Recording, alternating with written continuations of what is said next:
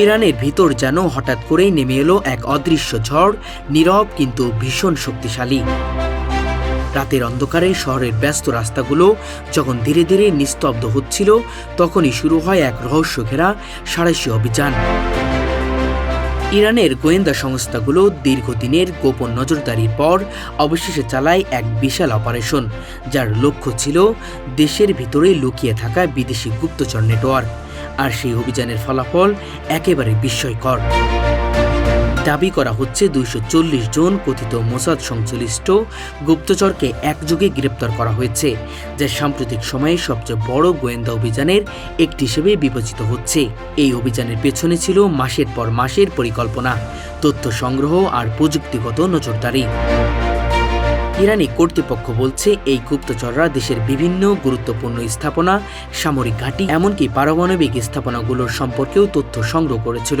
তারা ছদ্মবেশে সাধারণ নাগরিকদের মতো জীবনযাপন করলেও গোপনে চালিয়ে যাচ্ছিল অত্যন্ত সংবেদনশীল মিশন।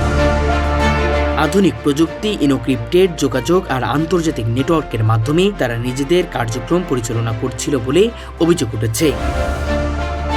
অভিযোগের সবচেয়ে চমকপ্রদ দিক হল এই নেটওয়ার্কের বিস্তৃতি। শুধু রাজধানী তেহরান নয়, দেশের বিভিন্ন শহর ও সীমান্ত এলাকায় ছড়িয়ে ছিল এই গুপ্তচক্র। তদন্তকারীরা বলছেন, এই নেটওয়ার্ক শুধু তথ্য সংগ্রহের সীমাবদ্ধ ছিল না, বরং দেশের ভিতরে অস্থিতিশীলতা তৈরির পরিকল্পনা থাকতে পারে।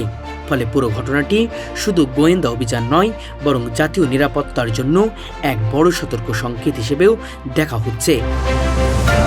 তবে এই ঘটনাকে ঘিরে আন্তর্জাতিক অঙ্গনে শুরু হয়েছে নতুন করে উত্তেজনা। বিশ্লেষকরা বলছেন, এমন দাবি সত্য হলে তা মধ্যপ্রাচ্যের ভূ রাজনীতিতে বড় ধরনের প্রভাব ফেলতে পারে। আবার অন্যদিকে কেউ কেউ এই সংখ্যার সত্যতা নিয়ে প্রশ্ন তুলছেন এবং এটিকে রাজনৈতিক বার্তা দেওয়ার কৌশল হিসেবেও দেখছেন, যেখানে প্রতিটি মোড়ে আছে রহস্য, উত্তেজনা আর অজানা তথ্যের স্তর।